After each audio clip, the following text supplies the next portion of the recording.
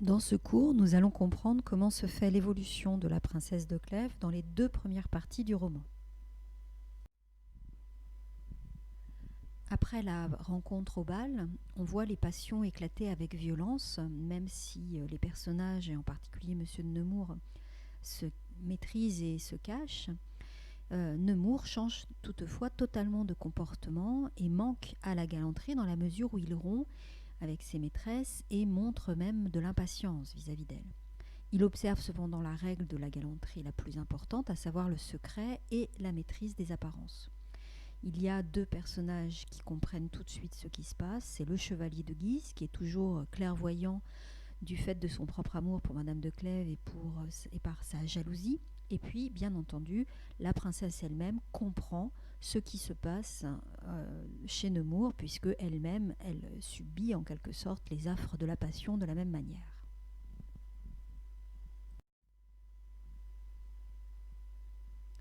Après la rencontre au bal, la princesse de Clèves va être confrontée à une première situation où sa passion va se dévoiler aux yeux de la personne qui la connaît la mieux, à savoir sa mère.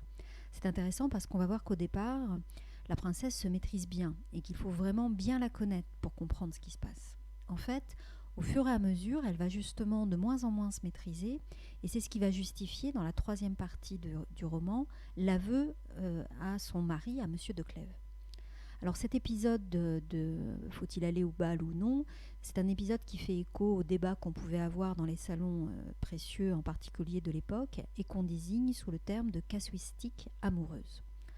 La casuistique, c'est au départ dans le champ religieux, puisque c'est l'étude des situations pratiques de la vie quotidienne et de la manière dont on doit se comporter dans tous les moments de la vie du quotidien le plus ordinaire possible, comment on doit se comporter pour suivre scrupuleusement les préceptes religieux. Donc c'est en quelque sorte une mise en pratique des préceptes religieux. Alors, donc par exemple, si j'ai été malade lors de la messe de Noël, est-ce que c'est un péché ? Les précieuses appliquent ce type d'interrogation au domaine amoureux. Et ici, la question soulevée, elle est tout à fait typique de ce qu'on pouvait avoir comme débat pour s'occuper en quelque sorte dans un salon précieux. Doit-on aller au bal si son amant n'y est pas ? Ce qui sous-entend qu'on va au bal, n'est-ce pas, pour nouer d'autres relations amoureuses. Donc c'est effectivement un petit peu délicat. Cette question, elle agite la cour en particulier donc dans le roman, elle agite la cour dans le roman suite à l'affirmation de Nemours à ce propos. Et ce qui est intéressant ici, c'est que Madame de Clèves obéit en quelque sorte à Nemours en n'allant pas au bal, alors que lui-même n'a absolument aucune idée des motivations réelles qu'elle a de ne pas aller au bal. Donc c'est comme si elle lui parlait sans qu'il le sache, une sorte d'interpellation détournée. On voit ainsi toute la puissance aliénante de l'amour, puisque la princesse de Clèves change complètement de comportement, c'est comme si elle était autre, et c'est pour cela que sa mère comprend tout de suite ce qui se passe et qu'elle la sauve, puisqu'elle se retrouve en situation délicate au moment de répondre à la dauphine.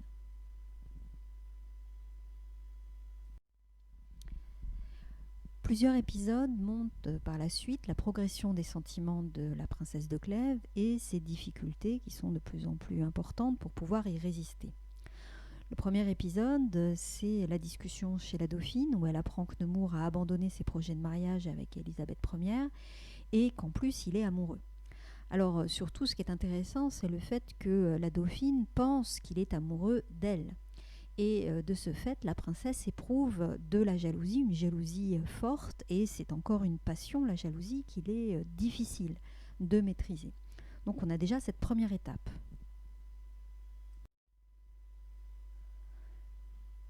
La première déclaration indirecte se déroule lors de la visite de convenance liée au deuil de Madame de Clèves, lorsque Nemours s'adresse à elle et on voit bien que ses propos sont déjà un petit peu animés d'une volonté de se déclarer.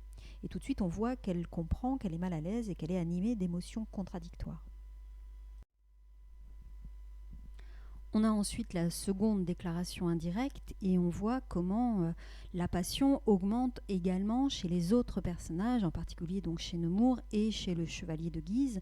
Et on a cette phrase tout à fait éclairante avec à la fois un parallélisme où on voit que les deux personnages, le chevalier et Nemours, eh bien, évoluent exactement de la même manière, c'est-à-dire que tous les deux sont clairvoyants sur ce que vit l'autre personne, et puis tous les deux se reconnaissent comme étant amoureux, donc ils se voient amoureux chez l'autre, et c'est le chiasme qui nous permet de bien comprendre et de souligner cet effet.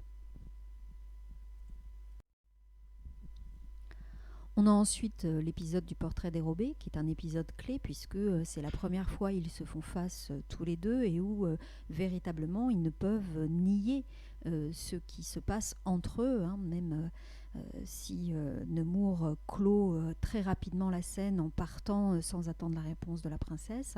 On voit bien que là, la déclaration, elle est presque directe entre eux. Et ensuite, on a l'épisode de la lettre perdue, un épisode assez long, qui est aussi un épisode absolument central, où elle est à deux doigts de ne plus se maîtriser, puisque les deux personnages se retrouvent seuls. C'est assez rare hein, dans l'espace socialisé de la cour où tout le monde se surveille, où tout le monde est constamment les uns avec les autres. Donc là, pour une fois, ils sont seuls pendant un long moment, et ils se retrouvent à écrire une lettre d'amour, et c'est évidemment une sorte de dialogue indirect entre eux, c'est comme s'ils s'écrivaient l'un à l'autre cette lettre.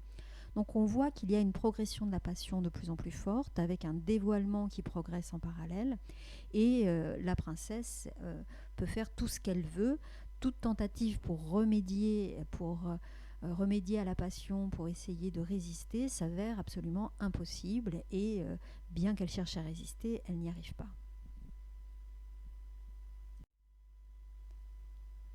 La lutte contre la passion se fait par plusieurs moyens.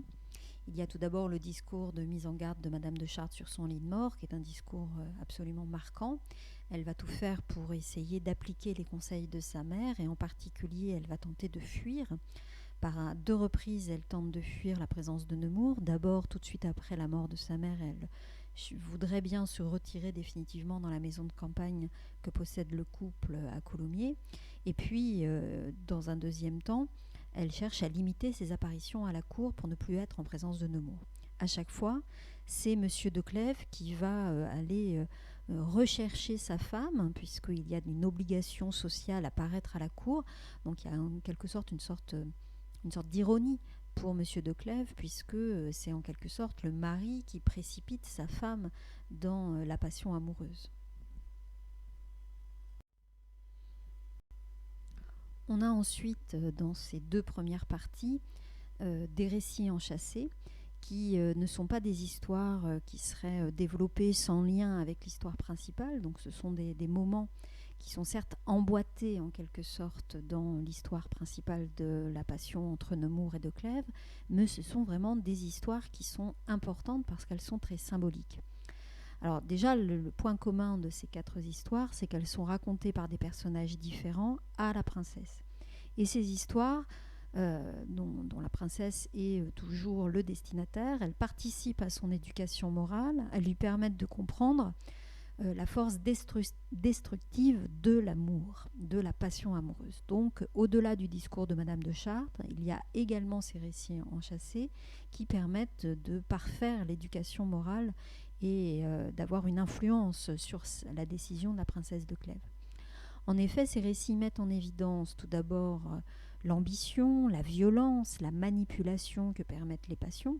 Donc, comment on est en quelque sorte en position de faiblesse lorsqu'on éprouve une passion amoureuse. Et puis ensuite, ces récits emboîtés montrent à chaque fois l'infidélité, la trahison, l'inconstance, le manque de scrupules qu'on peut avoir lorsqu'on est amoureux, ou lorsque finalement on pense qu'on est toujours dans un absolu de l'amour, et qu'au final, cet amour s'étiole, disparaît, s'effiloche, et puis finalement on n'aime plus et on en vient à trahir la personne qu'on disait aimer.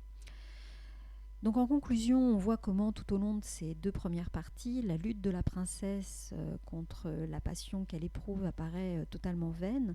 Et c'est pourquoi, malgré ses tentatives pour y résister, elle se retrouve en quelque sorte acculée et contrainte à l'aveu à son mari, puisque ça va être l'unique solution qui va se présenter à elle pour résister à, à la passion, à cet amour irrésistible pour Nemours.